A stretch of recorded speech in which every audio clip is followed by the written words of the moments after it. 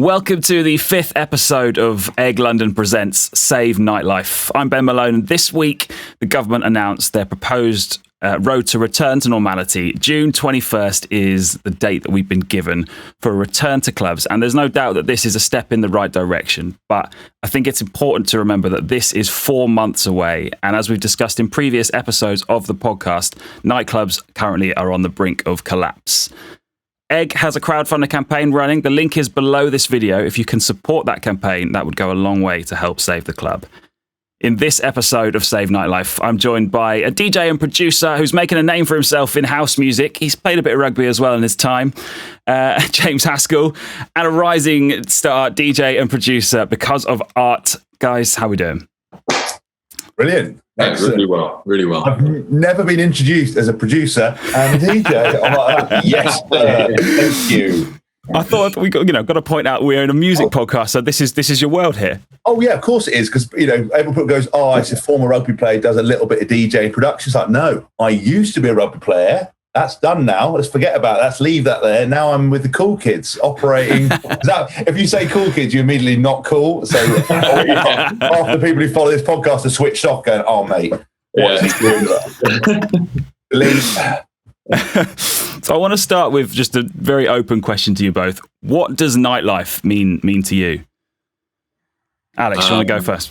Yeah, sure. For me, it's about that.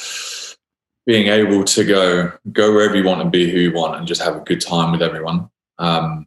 It's something like for a lot of people coming out from stressful jobs and being able to just release over the weekend and let go. And yeah, for me, it's just completely about bringing people together and having like really nice times with amazing music and amazing people.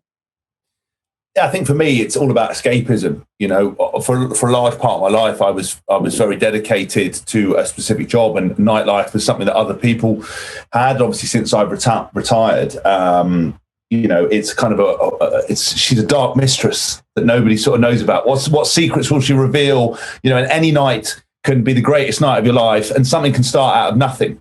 And I think that's the excitement. And for me, music especially, music has got so many people through lockdown and has, in general, changes people's lives and moods. But to be united, to go and see someone and to dance and to party and to feel those emotions, to get a bit drunk, to be on the dance floor with someone, to show, to try to chat a girl up, to hands in the air in a DJ moment. They're all what makes nightlife so special. And I think it's something that's been sorely missed, and you've seen how much it means to people. But she's a dark mistress. Anything can happen at any time.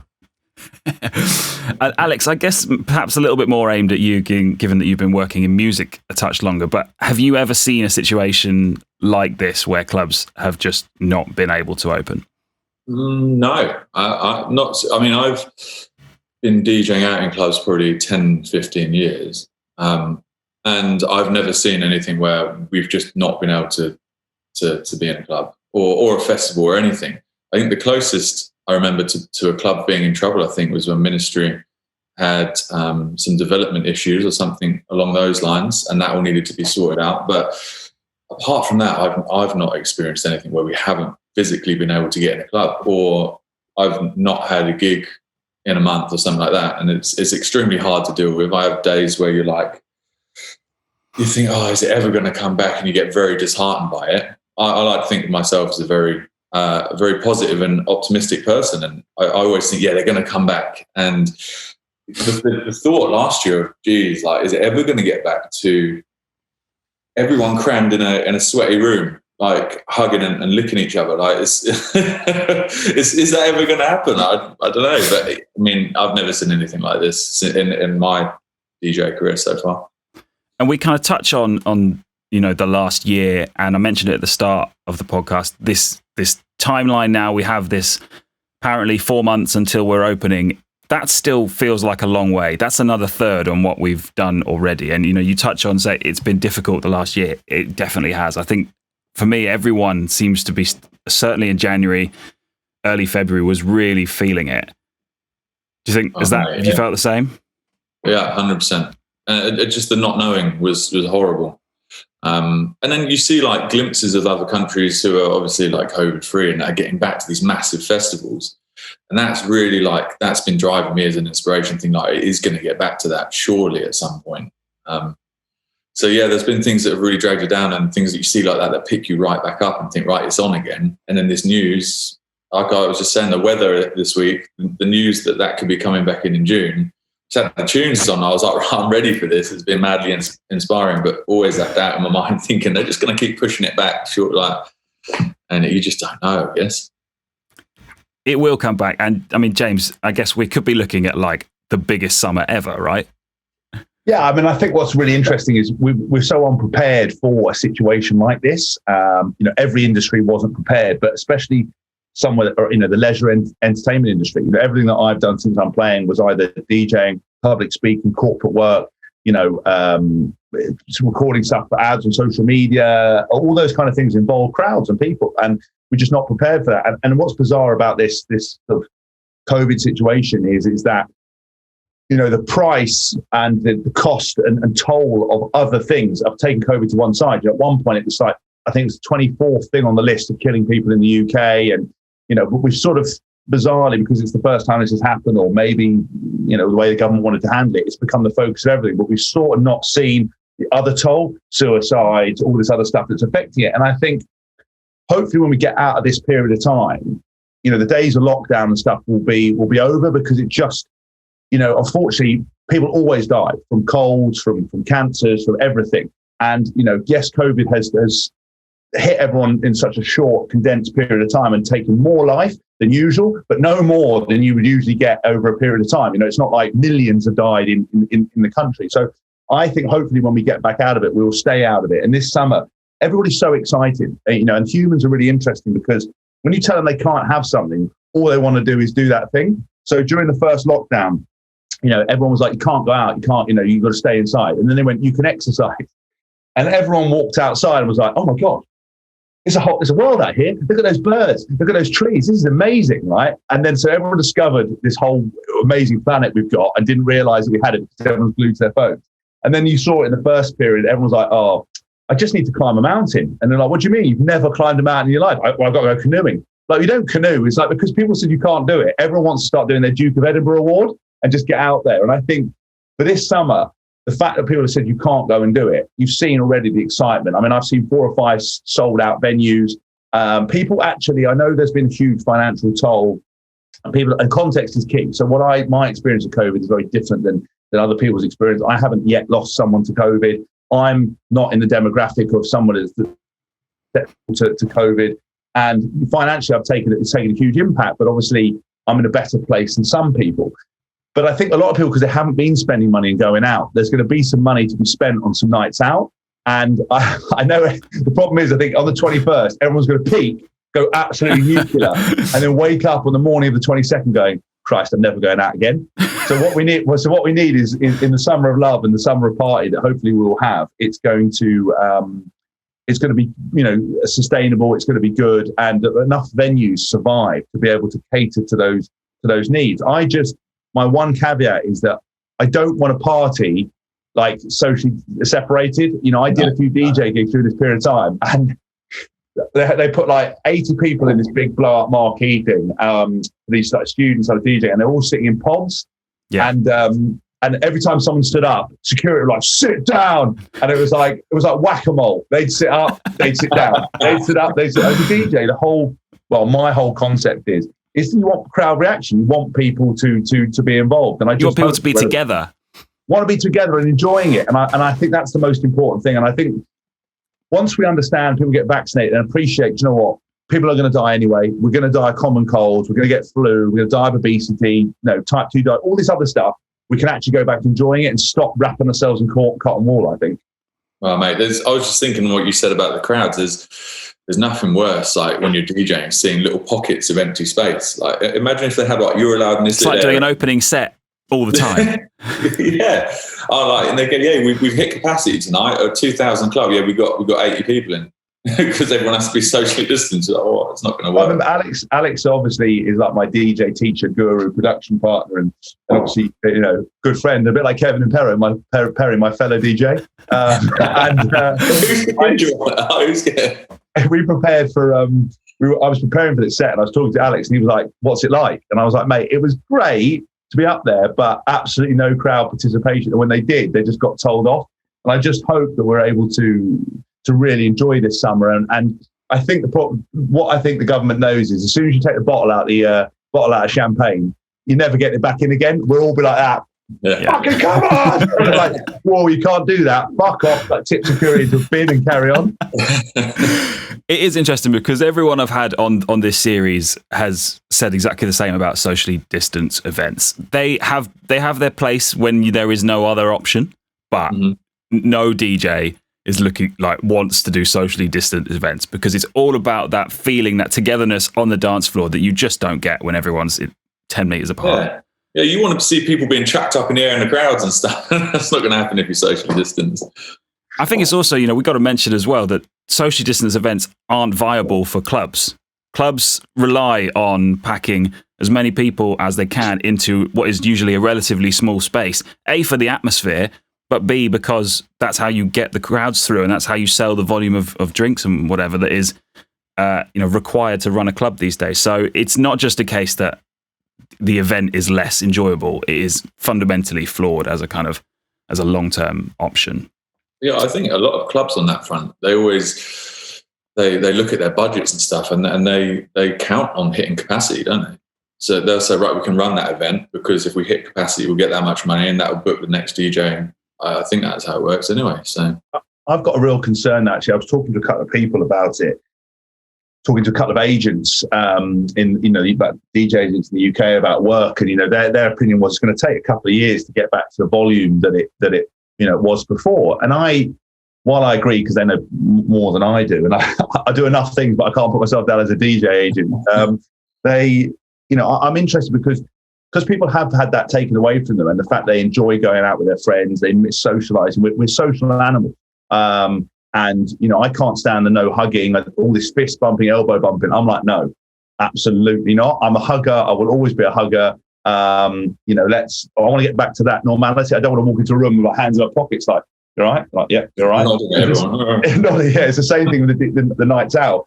But I think because people more often are working from home now, companies and people are going to need to encourage their staff to bond and actually go out. And because people won't be seeing their friends as much, I think we're going to get more people going out, more people going to events, more people wanting to experience these things because it's been so long. It's been a year and a bit since we've sort of had any sort of party time like that. And I hope that we start investing in times like that, because if we're still going to be separated, which a lot of people will be, a lot of people will just think, they change the mindset. Just keep working from home now. Just keep working from home. We're not going to go on the high street. We're going to need to express ourselves. And I hope, as I said, that enough venues are able to survive and get numbers through the door. And I think there's a large proportion of people that will just go, screw it, I'm going out. Yeah, for 100%. Sure. And I guess there's a whole kind of other, and this, I guess, more in your professional capacities in the industry. A huge part of nightlife in the industry is networking, meeting people for collaborations to kind of further your career. That has been a huge loss this year. Yeah, definitely. Like the people you meet in like the green rooms or backstage at events they can either they can get you like vital contacts in pushing forwards in your career. So it's, as much as it is going out partying, there are the times where you're meeting really, very influential people that can definitely drive. Someone like me as well, I'm trying to push through the ranks, and meeting people was a massive part of going out for me as well. So yeah, it's very important, that sort of thing. Alex, you would have been better at meeting people if you hadn't drunk a bottle of spiced rum and then just embarrassed yourself in every green room. I'm like, how did you go? Because I met this person. I was like, how were you? And he's like, I may have drunk my bottle of spiced rum and got steaming. And I was like, I don't know what walking up to Carl Cox. Coxie! My manager was like, mate, we need to think about limiting your intake of spiced rum. We need to just wind that in. And just, the DJ lifestyle's great and it looks great on Instagram, but let's just wind that down a little bit. Yeah. But I will say, do you know what's interesting? I was talking to absolutenamedrop.com, but I was talking to Nick Fanciulli about this, and about some music production stuff. So I will pick that name off the floor. we're good friends. And I was talking to him about it, and he, about sort of, the obviously music and people in the industry. That's why Alex is, a legitimate, world-class producer, has a million releases, an unbelievable DJ. Someone like myself coming into this, there's always this concept that anyone can DJ now, and I will never, I don't think, perceived as being particularly cool or in, no, music and art and all these kind of things are quite niche, and there's certain crowds, and you have to have your legitimacy and authenticity, and were you playing dark techno clubs for 10 years before you can play techno? Do you wear all black and smoke cigarettes at 60 a day? Otherwise you can't be part of the club. I know I'm fully aware of those kind of things, but actually what I think lockdown has done is broken down barriers and changed, I think, some musical tastes along the way. And actually, because people aren't clubbing, you're now seeing much more dance, vocally, house music that people want to listen to in their living rooms, listen to in their cars if they're going to work. And I think that's changed a lot of stuff. But it's also meant that DJs have got outside of their normal comfort zone, and you've seen people collaborate with other people that you wouldn't have got. Like Danny Howe was doing that thing with his sort of putting people together, and Dennis Ferrer and Disciples. Getting that the Whisper, that amazing song you just wouldn't have got. Like you had Nick Planchette doing stuff with can't remember what his name is now. It's not STK, it's MK. Those two guys making a song together. And there's just loads of these different things, and people going outside their boundaries. And I think it's broken down a few things where you're like, whatever, I'd never release that kind of music. Next minute, you're releasing a remix of Joel Corey track, and you're like, yeah. You know what I mean? I think it's twofold there as well, because I was doing a talk, or I was listening to a talk actually the other day where we discussed exactly that, James, about the barriers have kind of fallen down a little bit now, because at the end of the day, everyone working in this sector now has gone, oh shit. At the end of the day, this is a DJ, I'm a DJ, we're experiencing the same problems right now. So there's that kind of, as you say, the cool clubs aspect that I think has definitely been broken down a little bit by this. But there's also the music styles that you say, and I really wanted to talk to you both about this. It feels like we've heard very different music in the last year than we had done previously, and there's a big element of the kind of bringing more vocals in, I think largely because making a club tune right now makes a little bit less sense. But I think also it's potentially a little bit more emotive, the music that we're hearing. Yeah, I definitely think so. I think it's more about now. I guess especially when I write music, it's about like creating people like something different. I use this experience to sort of go a slightly different route with my sound and get, like you said, more vocalists in so people can just listen to it at home.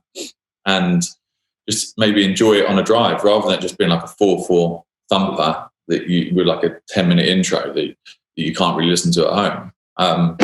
I've been making stuff that's definitely a bit more listening records. And like you said, with guys, like the guys are going out their comfort zone. People are trying new things, and I think it's actually making for really exciting music, which is really cool. I mean, I know listening to, luckily, get talk to Simon Dunmore, another name drop, every now and then about Defected.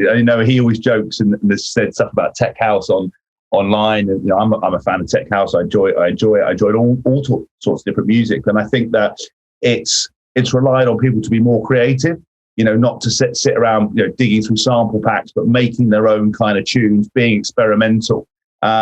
And even from my point of view, when you're entering this kind of market and you're not, in inverted commas, legitimate like you guys are or perceived as that, I've been very kind of calculated because I Alex, as I said, is my production partner. He obviously has a certain sound because of art, has a certain sound and tone. But because he works with different people, he actually gets to do that broad spectrum of different music. So I come to him like I came to the other day and my wife was forcing me at gunpoint to listen to Taylor Swift in the car. She's actually amazing. It's incredible. Listening to Taylor Swift, and we would listen to The Weeknd, and obviously Daft Punk. Recently obviously separated. And I came to Alex and I was like, do you know what? I want to put a bit more an 80s feel to a dance track. And we sat there and we worked on it for hours. And I think we made something really cool together. Oh, wow. And it was those kind of things of where I wanted to stay in my lane, which is kind of dance and kind of cool house, sort of, legitimate house music, but with that vibe where, if we're not out this for a period of time, or so we have to go back in, people can listen to it and want to put it on. And I know there's, I think music is obviously so mood orientated. That's why I'm really into techno. Like, I love techno, and even I'll sit here working in my office, just listening to Adam Beyer or whoever else. And then I'll think to myself, actually, I want a little bit of a change up. And I think that's one benefit. I just hope that the music goes back though, because when we are clubbing, we want those tunes, we want those those ones that make your head nod. But I think it has really pushed us to challenge stuff. And it certainly made me Alex and I be more creative and stuff. And I really enjoyed that, going, how can we make this 80s tune work as a house thing? It'd be really fun. Well, also, I draw a lot of inspiration from clubs. You go to a club night, you see another DJ playing, you think, I could probably try and make a record that hits that hard in the club. You'd go home and you'd be making ideas the second you get home, and it's very club inspired. Not going out to clubs, I'm not getting that level of inspiration. So I'm thinking about other things, like you said, that the inspiration is coming from elsewhere other than the clubs. I think it's important to still make club records and just keep them in the bank for when the clubs do come back, hopefully very soon. But it's definitely making people think differently about music. You touch on the kind of not being in clubs having an impact on the influences that you take for your music. Has it also had an impact on working the music that you have made and released? Because a big part of a dance music track is playing it in a club, and if you've not been able to do that, surely that's going to impact the success, whether that's kind of numerical on streams, but also just how many people are exposed to a track. Yeah, I think that's been a big thing. Getting feedback from DJs when you send a record out saying, I'll play this in the club, and you might see a video of one of them putting up the crowd reaction or something. That was like a massive buzz for me. Seeing that reaction, I remember, I think it was Joris Vaughan. Someone had filmed him dropping one of my records in Amsterdam, and seeing the crowd react the way it was, even though I wasn't there, I sent chills from it. And I was like, that's the sort of thing. This is why I make music. The next best thing is radio plays. For me, that gets me super excited. That's been amazing. The support on some of the tracks recently has been really good, but it just doesn't feel the same as seeing it in a club or even hearing on a system like that. I'd love to go down, hit a massive function, one system, just mix for an hour and play all my records through it. It's also a really good way of judging how your records are sounding. Those systems are powerful, and if there's any little mistakes in your record, it really pings through them. So that, for me, testing records in clubs, seeing if the drop's too long or the break's too long, you then go home and make tweaks to your records and think, okay, this will impact them better if I make it 8 bars, 16 bars shorter or something like that. So it's definitely a massive part of how I think about production and how I think about my tracks, and road testing my tracks as well. So it's a shame that we really can't do that at the moment, but I'm hoping to hear my records echo around festivals after June, but you never know. It's actually new to me, because the thing is, I've got my first release coming out. I mean, obviously when the podcast comes out, but Friday. Do you say it's Friday the 6th? Is that right? I mean, that's the thing. Dates. What's the date these days? What is the date? No one knows. What is the date? Whatever it is, next Friday is the first track to Make You Feel. But I have never gone through this process. But all because I've been lucky enough to release podcasts and books and stuff and do things like that. Timing is obviously crucial. So I've never seen anyone play it. I was really excited about when we made this track to play it at a set and to test it out. And I put it in a few live streams that I've done, and for my radio show, Battery Radio, people have fed back and said they love it. But I had never had that. And I remember when it got signed to D for Dance, one of the defective sub-labels, and I was like, they wanted to bring it out in January. I was like, no, we're not doing that, because everyone's pressed as hell after Christmas, spent all their cash, not interested. And I was I wanted to make sure that there was a chance we'd be out of it. So obviously it's coming out in the first week of March, and I think hopefully that will filter. But then when I sat down with Alex, I made the first one. I was like, right, we need to make more. So we're just sitting there at the studio, just churning these tunes out, wanting to do these different vibes, because it's such an addictive feeling. And because I want when we're clubbing, for people to actually start playing it and to send me a video like people get. I'm desperate to have that, you know. Those videos are like a currency in the music industry, aren't they? Oh, yeah. How you gain the respect. Massive DJ plays your record. It's like, and the social media's been wicked for that. Like, you can show people now, although a lot of phones in the club isn't a great thing, but it's always nice to have someone recording it. That's a whole new topic. We don't have time to go into that. We'll be here all day. You mentioned, James, the live streams. Now, live streams have obviously been an essential part of our industry for the last year, but they're not the same as a club, are they? No, they're not. I mean, I think some people, if you look across some of the more commercial guys like James Hype, you know, what he's done with his live stream, someone that is, you know, just committed to putting his music out, his tricks and stuff, and has built this kind of real culture and crowd. I think it's brilliant. For me, it actually was good because it gave me the confidence to do it. I'd always wanted to do it, but was a little bit nervous. You know, people tune in, I think, for someone like myself to see me fuck up or want to do it because they're like, you know, you're a rugby player. What are you doing, DJ? But again, you know, I started being more consistent about putting those out. Alex was doing them, you know, when you were doing them as well. We were tuning to each other's ones, and he was absolutely killing it and showing all his tricks and doing different theme nights. And it's not the same, but it was the best we could get. And I tell you who I thought did it brilliantly was Defected and their Defected festivals and the production quality that they put out there. You know, the guys at I think it's Alt Vision who do it. Guy Dave Brown who puts all the stuff together were like mega. And that was when the sun was, I think it was in the summer, the sun was shining. You'd have, you know, the Defected Festival starting at 12 and you just have an absolute rave up outside in your garden. The sun was shining, a few beers. And that was really cool. Obviously, as it's gone on, because we didn't think it was going to take this long, we thought we wouldn't have to do them. But it's nice. But also it's interesting because it's changed the way you play the music, because people want to have the dance music. So I put a set together and you think, oh, this is going to be cool, and we're playing it. But it's like, yeah, but people don't want that. They want Rhythm of the Dancer. They want, you know, they want Finally. They want all the, you know, they want, you know, Music Sounds Better With You. Because they want these things that they're dancing at home. You know, they want all these kind of classic tunes. And again, it makes you think about how to prepare stuff. But it's. I put a post up of a meme where when you're a normal DJ, the worst thing is, mate, can you play a bit of this? No, don't talk to me. I don't want to talk to you. I'll smile at you. I'll give you a thumbs up. But we're not friends. Please don't invade my area and ask for requests. On social, you know, that's sort of like there's that meme of that bloke handing that woman off. She's trying to hand him a CD to play. But then now on live streams, like, tell us your requests. How is everybody going? It's like, it's changed us. But I promise you, as soon as we go back, we're not taking requests. Just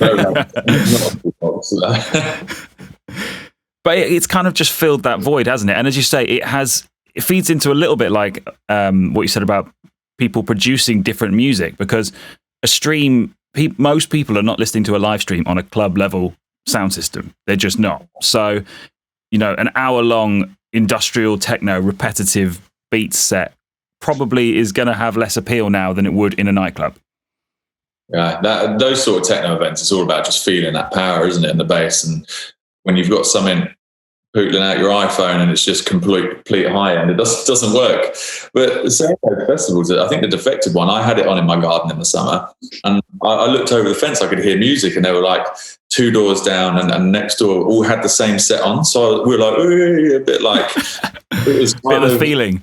Yeah, you think like this is a mini festival. So things like that have been important to get us through, but yeah, not the same at all. I mean, I tell you what, funny thing, I had, you know, those Zoom chats during the first time we were doing Zooms. I couldn't stand quiz Zoom period. And I was like, what happens is you open the Zoom, all the women monopolise it, screaming over the top of it, can't get a word in edgeways, lads are setting up side groups. And I had one of these Beats headphones in, and I was like, people were talking, Chloe was like, what are you doing? And I was like, babe, I obviously haven't been listening for the last hour. I'm steaming. I've had Low Stepper. Low Stepper was doing a live Twitch on her account. The whole time I just kept my head so she couldn't see it. And she was like, are you not even listening? I was like, babe, I honestly don't care what any of you are saying. I don't want to sit on a Zoom. I'm just being here polite. My body's here. My mind is with Low Stepper with all those cardboard cutouts, just giving it that. He did some great streams. Right. Everyone all right? Yeah. Sweet. Just got the headphone coming out the sleeve. Now, James, I couldn't get you on this podcast without asking about the sports angle in some way or other. Sport has in many ways been affected in, you know, the similar kind of vein as nightclubs. You know, organised sport, at grassroots level and professional level has not been happening. Obviously, sport's been a massive part of your life. It must have been doubly tough having no music and no sport. Oh, well, what's even worse is we've now got some sport back at the top level with no crowd. And I can honestly tell you, sport without a crowd is terrible. Like, at least with a live stream, people can tune in and obviously, and you kind of get some interaction. But as a player, there's no interaction apart from your teammates. It's awful. I've commentated a few times at Twickenham, and I managed to, Guinness had a box and they were like doing some stuff there. And I snuck in there and nicked a couple of cans while I was doing like in the game. And I sat down stage, like, it just echoed. Like, everyone looked around, I was like that. Okay, I'm really sorry, I'll probably put that down. So yeah, look, it's been bad. I think, for a nation that's trying to battle to survive something, we're all got way more unhealthy, especially people who are playing five-a-side football, golf, tennis, grassroots rugby. It's no music, no sport, and the sport we are watching is just awful because we've lost all the atmosphere. But then you go and tune into New Zealand because obviously they're an island. I mean, what's even worse is that we're an island, but we didn't manage to just lock all the doors and stop it. New Zealand went, well, you're just not coming in, and they kept it really secure. And now I saw the guys from 660 who I got to know because I lived in Dunedin where they're from, and 660 became the biggest band in the world because they were gigging to like 60,000 people, and that was because no one else was doing it. They became the biggest live act in 2021. So I was gutted about that. They've got stadiums full of people watching rugby. So yeah, it's been a bit of a kick in the old testicle, but we just have to roll on because again, people are losing lives here, and it's all context related. But I've managed to survive. But yeah, as soon as we get crowds back everywhere, life will be much better because without it, it's just pants. And I guess there is that kind of same mental health benefit from playing sports with your mates as there is from going on a night out. Plus, you've got the physical kind of endorphins of exercise. Yeah, I mean, that's the one thing. I mean, I spent all day yesterday and today on TV promoting a scheme called Workout to Help Out, which is not about keeping gyms open now or getting things open earlier. It was about the government changing their approach to diet and health. Because, in one hand, we're all clapping the NHS saying we're not going to go out and do clubbing or play sport not to infect everyone. Then we're just getting steamy and they're doing Eat Out to Help Out. We're all rushing out the door and eating whatever we can. And what people forget is that there is no such thing as bad food. So fast food is not bad food. Overeating anything will make you fat and unhealthy. So for me, it was about raising education and doing everything else. And one thing that's been hammered during this period is mental health. Male suicide was already the biggest killer of men under 40. It's just gone through the roof, all these things. Cancer cases have gone through the roof. Everything's gone through the roof because we've been so focused on this. And mental health in playing sport, seeing your friends, linking up, putting your body through a bit of turmoil is what makes you feel great. Even dancing nonstop for 4 hours on one spot in front of a club, mate, that's a fat burner right there. I did that once. I put my heart rate monitor on my Apple Watch. I was like, right, we're in for the long haul here. Seeing how long I go, that 3,000 calories burned. Keep going. I think my step count once when I was in a club, it was like 40,000 steps. I was like, I haven't moved anywhere. I'm just in the same spot. Smart things like that. I want to bring it back to Egg now as we kind of approach the end of the episode. Egg, an iconic club. Alex, you said you've played every room in there, right? I think before they did the refurb and they made the big sort of main room bit, I'd played. I think when I went in there, you had like the loft, which was one of the first rooms I played in that club. Then I did the basement, and then I went into the middle room, which I think back then was the main room, and then you had like the garden. So I managed to get a set in all of them. That was like the beginning of my DJ career. Like I was doing the ticket sales, like when you have to sell tickets for your sets and stuff, which a lot of people moan about that and aren't happy with it. But I think for me, that's how you determine whether you've got the drive to try and make it or not. Like that was a big part of me coming through and seeing if I was dedicated to this. So yeah, I did a lot of that. I played the main room. That club has been a massively influential part of my career, like, to be honest. And it was always like you'd end up at Egg. Like no matter where you went, you'd end up at Egg. I had that super late 24 hours. Sunday morning. At one point I ended up in Egg and then went through to this really small little room at the side. And it had like like a medicine cabinet hanging up, and I was like, I've never even knew this existed. So that was the broom cupboard, or the medic bay. You were having a rave in the medic bay with it was just too much spiced rum again. But that place is a maze, and as you say, it's such an iconic venue that has had such an important role in so many DJs and just music lovers' times.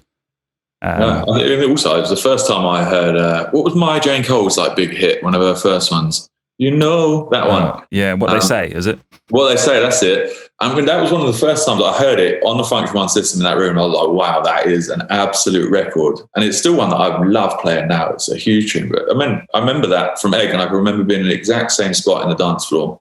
Got so many memories from that place. Yeah, it's a massive club. And there are, Egg is obviously in a tough situation. It's not the only club. There are clubs all around the UK who are really struggling at the moment. What would it mean for British culture, music culture, if these clubs just stopped existing? Well, it would be horrendous. That'd be like, I think the clubbing scene is just such an important part of the UK, and I think we have, like, as a country, we have a very, like, everyone comes from different countries. I want to go clubbing in London. I want to go to Egg. I want to go to Ministry. I want to go to Fabric. Like, people actually travel across the world to come to our country because in my opinion, and in a lot of people's opinions, we have the best clubs, and we have the best scene. A lot of the best music producers are coming out of London and the UK, Manchester, Birmingham, all these places. The clubs are insane. If we lost them, I wouldn't know what to say. If these clubs all shut down, you'd be heartbroken. Yeah, I mean, I would be. I think it's just gutted, especially as I've never been to Egg. It's do you know what? It's been on my list for years. It's every time you talk about a venue in London, it comes up, and it's. I remember when I first started DJing, I was like hammering my age. I was like, please, can you get me a gig at Egg? I'll do anything, please. I've always dreamed of playing there. I think sadly, I'm not sure now, maybe I've had a few releases that I wasn't quite cool enough for Egg. Egg were like, well, listen, we'll let a few people play there, but you, I don't think so. But I've always wanted to play there. I think it's a dream. And I think, look, if we lost our nightlife in these venues, it would change the landscape. I think, what the interesting thing is that quality always has a way of remaining, and the cream always rises to the top. And unfortunately, sometimes if things are lost along the way, we will always find venues that will be able to survive or will be reincarnated, because people. It's not like. What's interesting is when I played at a club, when I first started playing a club, we didn't really have a venue, and it was never about the venue. It was about the people. And for example, Egg and these other clubs who are struggling, it's about the people who go there. It's about the people who run them. It's the tastemakers who put these things together that will always ultimately survive. The building may change, the venue may change, but these things will always be resurrected. And I hope that people donate to Egg. I hope that I get a gig there at some point. But I will say that my first gig actually was Ministry of Sound on the balcony, so that's a great place to start. But to start room 103. I went straight in there.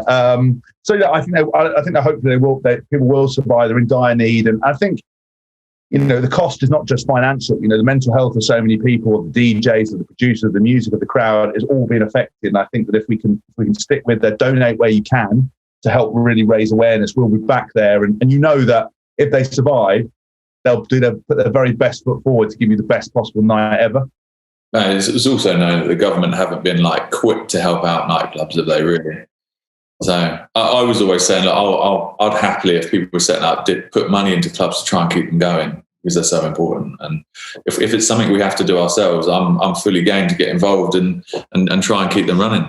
Did you see that the way even Boris Johnson, or I don't know, it was Hancock, whoever, and he went, and we might even be able to go clubbing, as if it was like a dirty word. It was like the last thing on the list. It was like, fuck, get gyms open, golf club, Christ, schools open. And do you know what? Fucking, if we can, we'll try and let you all get clubbing. Forgetting that, just because you're stuffy old parliamentarians that don't know anything, we all want to go clubbing. Everybody wants to go partying in wicked venues. So, we want sweat dripping off the walls. We want unbelievable bangers. We want to lose our friends. and we want to, go into a weird random room in Egg that apparently was where the medics are and dance with the medical cabinet. You get friends for life in that place. Like, the smoking room, all those memes about the first time you go to the smoking area just for a breather, someone becomes your best friend, literally tells you their life story, and you're like sharing stuff like, in lockdown I used to cry the whole time. You're like, what? I've never told anyone that. Yeah, and you always have stories. I met this fella who was completely upside down, and he stuck with me for the whole night, and I couldn't shake him. Yeah, but that's a big part of it, isn't it? It's a big part of the kind of nightlife experience. Just those crazy moments that you don't have in day-to-day life, and that's what people look forward to, and they've missed so much over the last year. Yeah, 100%. I think I completely agree with you. And the life characters, adventures, bonding, surviving, even the hangovers the next day. Enjoyed them, actually. I know I'm a big. I don't like. Yeah, I would like not to have them too, but especially on spiced rum, that's a punchy hangover. That. But I also think, I know we talk about phones in the air and people not concentrating, engaging. I mean, that's another full story, because don't engage in life in general. But what I love is going to those venues and hearing that new music and like slyly just like shazamming it, just going, and then just going home and discover that they've remixed it, the bastards, they've added it, or they were playing some tune underneath it that's like, some loop that you can't get, and you're like, fuck, where was that tune? And then like scouring it all online, find out it's unreleased. And those are all part of the rich tapestry that make up what I enjoy. When in my early days, stalking the DJ booths. I really enjoy watching it. You right, mate? Security's watching it, just like taking notes. Terrified. Using a 3/4 echo. That's great. He's got 4 channels up. He's just doing that. Like, he's high past that, and I'm literally on my phone next to my phone. Are you drunk, mate? You just watching. Well, guys.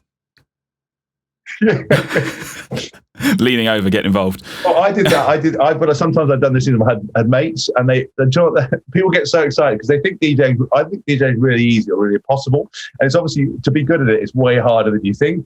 I always find people so fascinated with the fact that if you've got the vinyl mode on, they go to make that noise. It's the greatest thing ever. Like, you're mixing, they'll just go. You're like, the worst thing to happen in a club ever. The worst thing to happen in a club, but they think it's like they're Jazzy Jeff, or they're like, whoever it is. They think they're the ultimate. People just mixing and they're just making a vinyl sound. Slow, like, oh my God, your record scratching can satisfy so many people. I don't know. Did you see that video of that guy online? I know you're trying to wrap it up, but that guy online who was so steaming at one of those clubs, leant over and just pulled everything off the counter. Really? I've had that happen to me. I've had someone was playing a student gig back in the day, and someone climbed up on the table and pulled the whole table, decks and everything went flying into the crowd.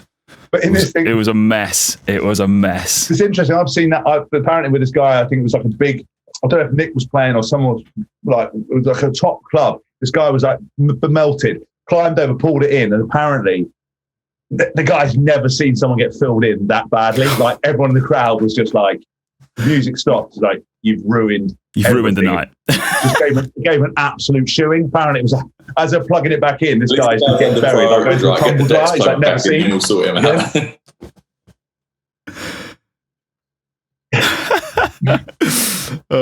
Well, guys, thank you so much for coming on.